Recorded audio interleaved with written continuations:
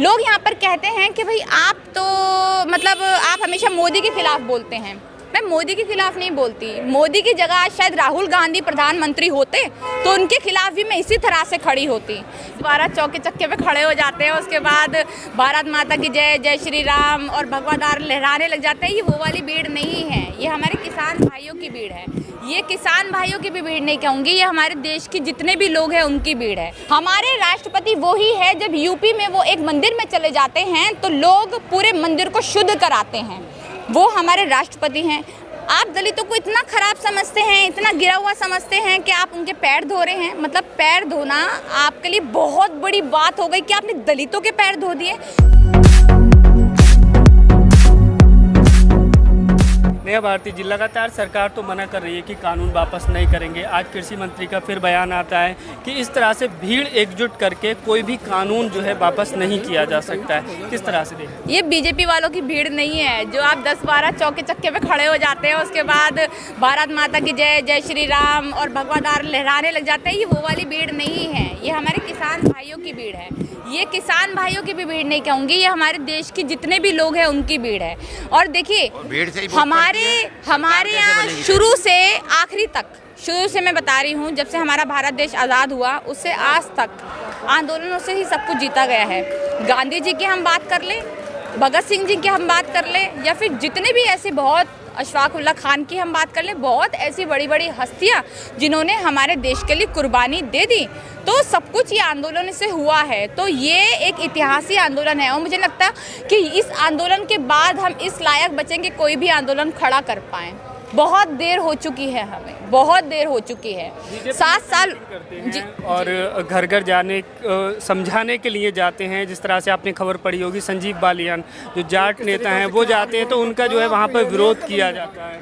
नहीं, आप मुझे समझ नहीं आता कि आप ऐसे कानून लेकर ही क्यों आते हैं, ऐसे कानून बनाते ही क्यों हैं कि आपको लोगों को बताना पड़े कि ये कानून अच्छे हैं, आपको उनको ज़बरदस्ती थोपना पड़े। आप ऐसे कानून ही क्यों लेकर आते हैं? कानून तो ऐसे होने चाहिए ना कि बलात्कार पे बना रहे हो तो लोग, पूरी देश की जनता खुश हो, वाहवाही करे बीजेपी की। मैं बीजेपी को बुरा नहीं मानती, मैं सरकार को भी बुरा नहीं मानती, अपने मोदी जी को भी बुरा नहीं मानती, पर जो इनकी नीतियाँ हैं, जो इनके कानून ही लेकर आते हैं, जिस तरह से लोगों पर अत्याचार करते हैं, वो बुरी चीज़ है। लोग यहाँ पर कहते हैं उनके कर्म बुरे हैं, इन्होंने बिल्कुल सही कहा। लोग यहाँ पर कहते हैं कि भाई आप तो मतलब आप हमेशा मोदी के खिलाफ बोलते हैं। मैं मोदी के खिलाफ नहीं बोलती। मोदी की जगह शायद राहुल गांधी प्रधानमंत्री होते तो उनके खिलाफ भी मैं इसी तरह से खड़ी होती। राहुल गांधी की अगर जगह केजरीवाल प्रधानमंत्री होते तो मैं उनके भी खिलाफ खड़ी होती। पर हमारी दुख हमारे लिए ये है कि हमारा जो प्रधानमंत्री है वो राहुल गांधी, केजरीवाल जैसे लोग नहीं हैं अभी। हमारे जो दुख की बात यह है कि वो मोदी जैसे लोग हमारे प्रधानमंत्री हैं, जिनके पास आज तक रियल डिग्री दिखाने के लिए नहीं है, जो अपने आप को झूठा चाय वाला बोलने का वादा करते हैं, फिर उसके बाद आप एक जगह जाते हैं। देखिए, आपने हमारे प्रधानमंत्री जी की मैं बात कहूँगी, हमारे प्रधानमंत्री जी कहते हैं हम तो भाई दलित हैं। कई बार बोला उन्होंने कि भैया हम दलित हैं, पिछड़े हैं, हम तो पिछड़े लोग हैं, ये बोला उन्होंने। चलिए ठीक है। उसके बाद पहली बात, मुझे कोई मतलब ही नहीं वो क्या है क्या नहीं। हो सकता है वो ऊंची जात के हो, अगर हो सकता है वो दलित हो, चलिए ठीक है। आप दलितों को इतना खराब समझते हैं, इतना गिरा हुआ समझते हैं कि आप उनके पैर धो रहे हैं। मतलब पैर धोना आपके लिए बहुत बड़ी बात हो गई कि आपने दलितों के पैर धो दिए, जिनमें से एक भी इंसान, उन्हें 5 में से दलित नहीं बिठाया था। मतलब आपके लिए इतनी घिनौनी बात है दलितों के पैर धोना कि आप उनमें से एक भी दलित को नहीं बिठा रहे हैं। आप दलितों के घर पर जाकर खाना खा रहे हैं। हम दलित लोग ऐसे होते हैं, उनको एक भी नहीं बना रहे। अपने कैबिनेट में एक नहीं रखेंगे दलित, अपने कैबिनेट में एक नहीं रखेंगे, एक मुख्यमंत्री का भी दलित नहीं बनेगा। एक मतलब बड़ी, अरे राष्ट्रपति से क्या मतलब? देखिए मैं आपको बताती हूँ, हमारी जो चीज़ है ना, मैं आपको बताती हूँ, दलित बनाया नहीं है, बनाना पड़ता है, क्योंकि दलितों के भी तो वोट चाहिए ना भाई। दलितों के वोट कहाँ से मिलेंगे अगर आप एक भी नहीं रखेंगे? तो इन्होंने हमारे राष्ट्रपति जी को दलित राष्ट्रपति बना दिए। अब मैं उनकी भी बात बता दूं जरा। राष्ट्रपति हमारे भारत के लिए सबसे ऊंची पोस्ट होती है, राष्ट्रपिता। राष्ट्रपति मतलब राष्ट्रपिता। हमारे राष्ट्रपति जो हैं वो खुद भी बीजेपी के गुणगान करते हैं। उनको पता है दलितों के साथ कितने अत्याचार हो रहे हैं। हमारे राष्ट्रपति वो ही है, जब यूपी में वो एक मंदिर में चले जाते हैं तो लोग पूरे मंदिर को शुद्ध कराते हैं। वो हमारे राष्ट्रपति हैं। आप उनको इस तरह से बेइज्जती कर रहे हैं उनको राम मंदिर में बुलाया नहीं गया क्योंकि वो दलित है। वहाँ पर उद्घाटन में उनको बैठाया नहीं गया क्योंकि वो दलित थे। आप उनके साथ इस तरह का अत्याचार भी करते हैं, उनको मेंटली प्रेशराइज भी करते हैं, उसके बाद भी कहते हैं कि हमने दलित राष्ट्रपति बना दिया।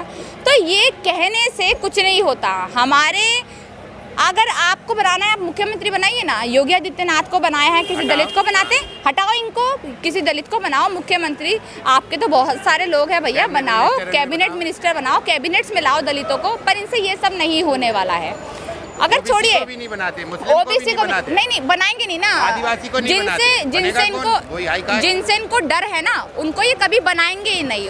जितने भी लोगों की संख्या ज़्यादा है, दलित भाइयों की कह लें, ओबीसी भाइयों की कह लें, या फिर जितने भी हमारे मुस्लिम भाइयों की कह लें, जिनकी भी संख्या ज़्यादा है, अगर हम सही में बात करें ना, सही में बात करें हम, तो हमारे भारत का सिर्फ 3% लोग जो हैं वो ब्राह्मण हैं। सिर्फ 3% लोग भी ब्राह्मण हैं।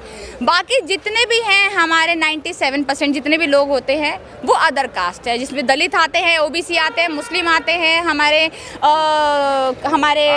आदिवासी आते हैं, हमारे सिख भाई आते हैं, सब आते हैं। ठीक है, वो सब आते हैं।